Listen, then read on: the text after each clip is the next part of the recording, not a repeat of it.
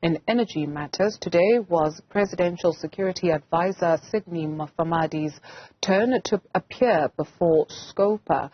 He says he only received a summary of a report regarding allegations of corruption at Eskom. According to Mufamadi, that was enough for him to give Ruyter advice to contact law enforcement on his allegations. Last month, Ruyter appeared before Scopa and told the committee that Mufamadi, or rather he told Mufamadi about senior politicians who are allegedly involved in the whole Eskom debacle of corruption. Okay, Athi Mtongana is standing by to give us the detail.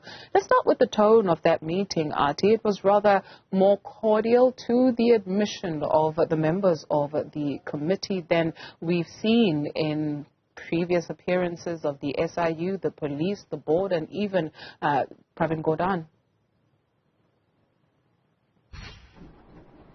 You're quite correct, Dudu. The tone was very respectable between the members of the Standing Committee on Public Accounts and the National Security Advisor to President Cyril Ramaphosa, Professor Sydney Mufamadi. They even went as far as to thank him for the kind of responses that they received from him.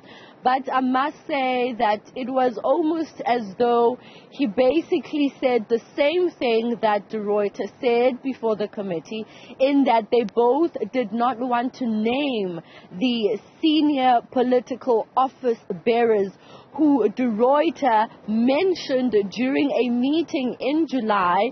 Present in that meeting was the Minister of Public Enterprises, Pravin Gordhan, who actually was the one who invited the President's Security Advisor, Professor Mufamadi, to the meeting.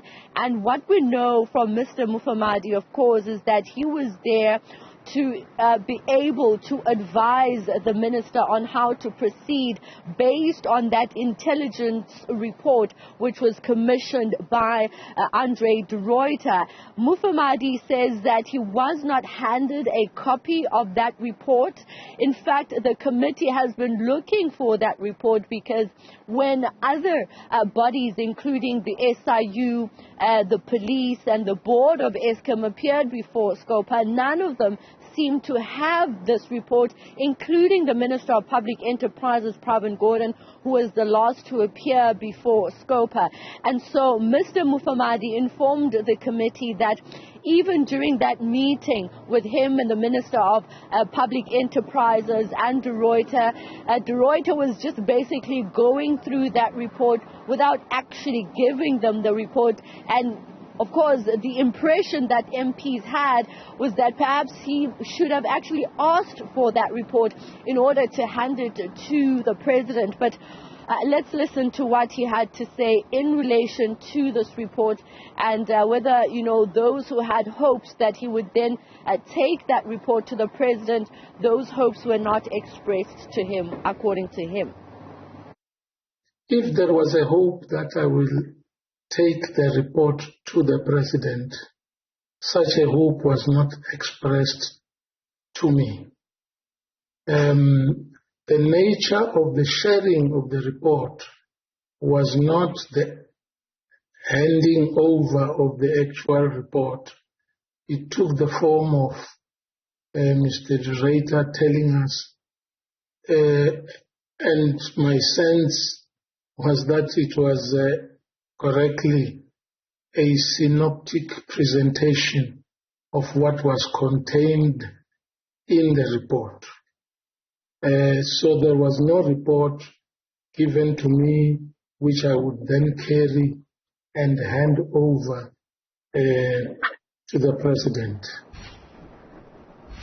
As I've mentioned, Professor Mufamadi would not be drawn onto name dropping as Ruyter when he appeared. Ruyter's reasons were that he does not want to be subject to further litigation, and the reasons that Mr. Mufamadi gave today before the committee for not naming the political office bearers that are allegedly linked to the criminal activities at Eskom is that he does not want to interfere and jeopardize the investigation of law enforcement agencies, namely the South African police, and that he said he does not want to bring about an injustice to those who are allegedly linked to the criminal activities. Let's listen to what he had to say.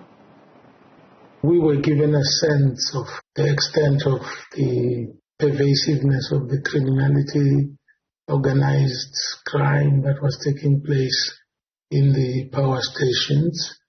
And of course, one of what I know would be the issues of interest to this committee was any name dropping. Yes, there was. I can't remember the various designations that were used. On one hand, I understand Mr. Ruyter talks about high-ranking political office bearer. On the other, he talks about a minister. I can at least say yes, there was a mention of a name or. Athi Mtongana, thank you very much for that report.